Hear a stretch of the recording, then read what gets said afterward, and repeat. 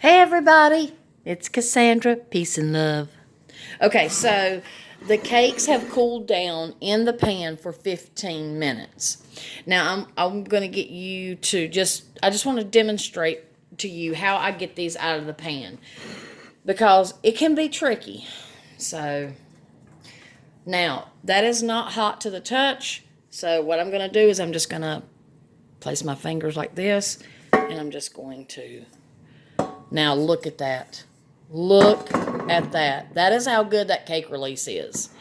Now, to get it back on the wire rack, I'm simply going to take the palm of my hand, place it gently on the cake. I'm going to flip it over and then just kind of scoot it on the wire rack.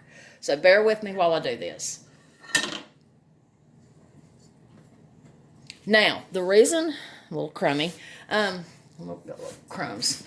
Now, the reason that is why you let the cakes cool for 10 to 15 minutes. I chose to do 15 minutes completely in the pan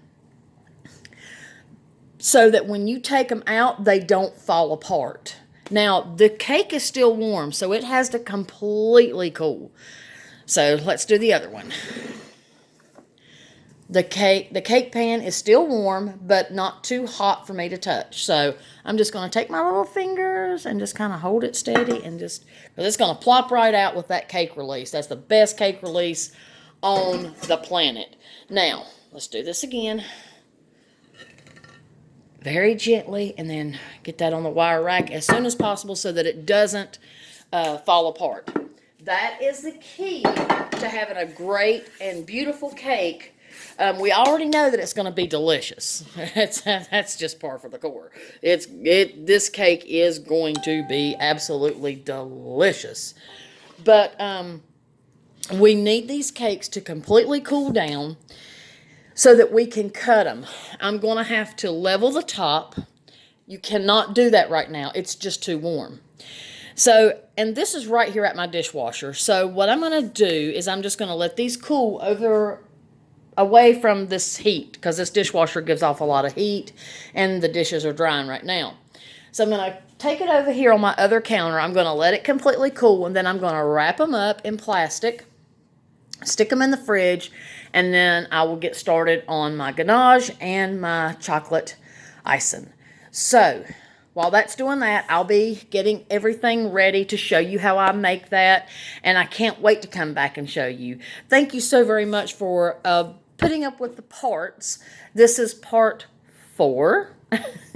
So there'll probably be a 5 and a 6, maybe a 7 and an 8. Who knows? But at least you're able to see how I do it in steps in real time, and you know, maybe I've answered questions by explaining what I'm doing that you already had.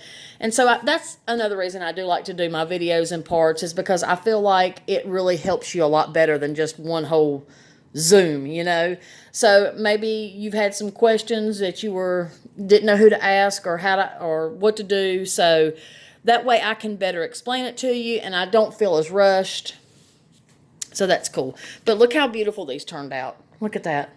And then after I cut the tops off, I'm going to cut each one of these in half.